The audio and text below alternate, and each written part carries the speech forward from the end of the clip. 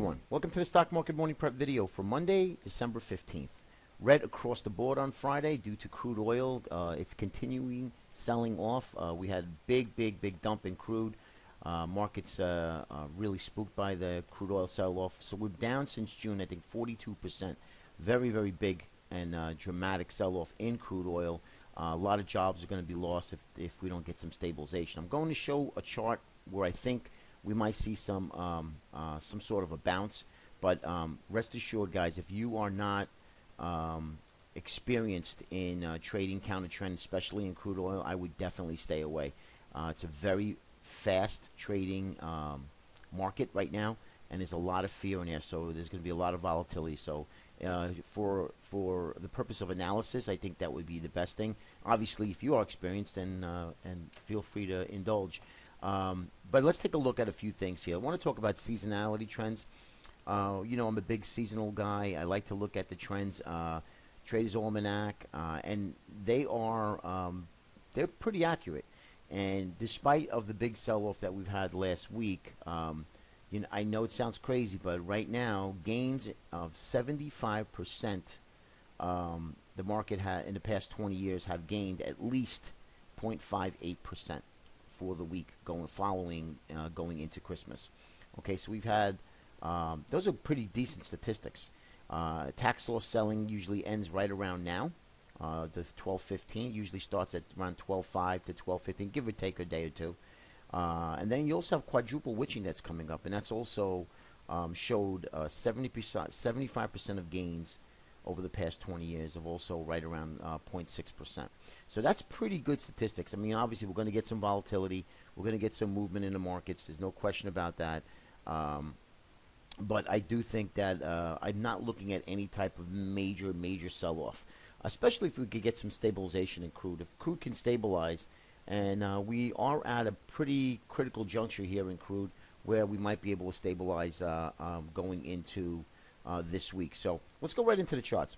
So the first thing I like to look at is how oversold is the market, and obviously the McClellan Oscillator is probably the best indicator by far. But along with some other indicators, it really gives you a good idea. Now we're at a negative 63. That is not a full washout, but it's getting to a point where the markets usually start looking for bounces, and we can get below 70 this morning, maybe sell off in the morning and then bounce, or sell off sometime today. Then I think you're going to have a good shot of a real good, decent bounce here. Okay, take a look at the NYUD, which is advanced decline with volume, which is really important. We already are at washout levels here. So this is indicating me watch out for a possible reversal. Now, does the bounce mean we're going to rally into the end of the year? I don't know. Nobody knows that. But watch out if you are short. We are coming into levels where we will be looking for some sort of a counter trend trade, at least a long trade for that bounce. Okay, now that bounce could turn into something more meaningful, but we won't know that until that happens. Now let's talk about crude oil, since everybody's talking about it. We are at washout levels in crude where I think crude oil will probably stage a decent bounce, 4 or 5 points, maybe 6 points, not sure. But we have heavy selling.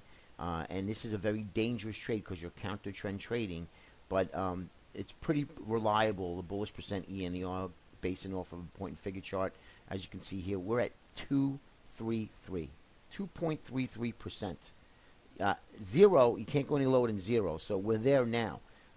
So I'd be looking for some sort of a counter trend trade if you are looking to trade crude oil, looking for some sort of a bounce. Let me take a look, show you crude oil chart. We are at 56. Actually, we touched this Sunday night, and now we've kind of bounced a little bit in crude. So this level here is a pretty decent sized level. We got the volume profiles, got a lot of supply, a lot of demand in this area here. So if we do break this, there is a fib right around a small fib cluster around 50 to 51. Breaking that, you're going to see 40, and I know that's very scary.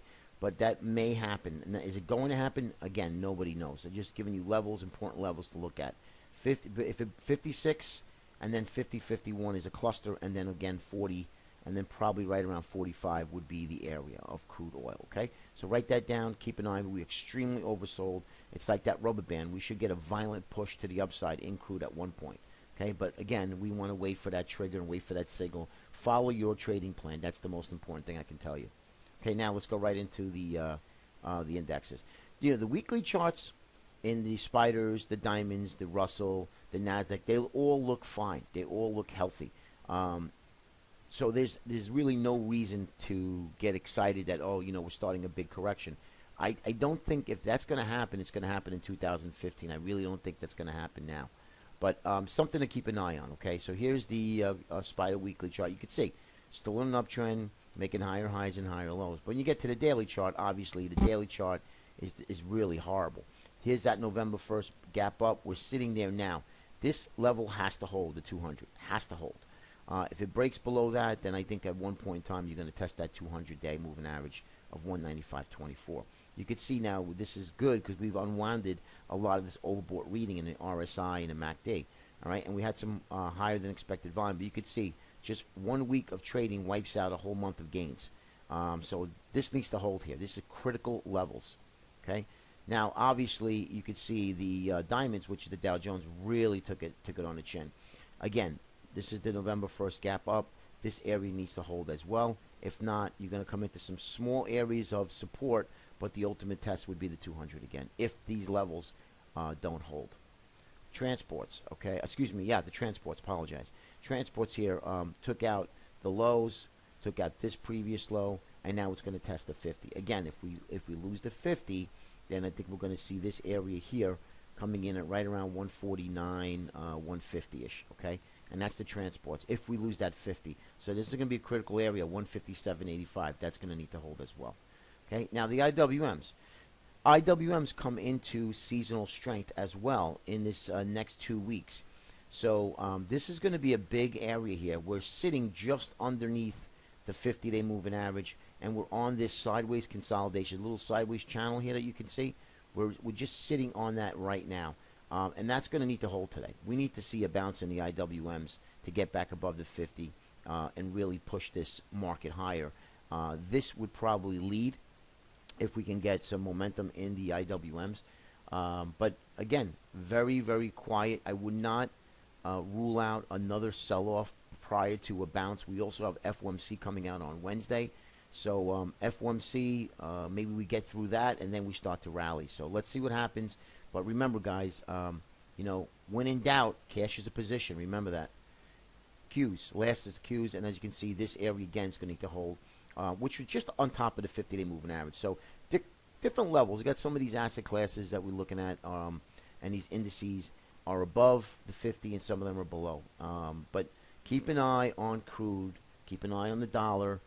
Very important here, and as well, we need to keep an eye on IWM. That's going to be really important. If we don't get a bounce in IWM, we really start to break down. Then I really think that we might have an issue here.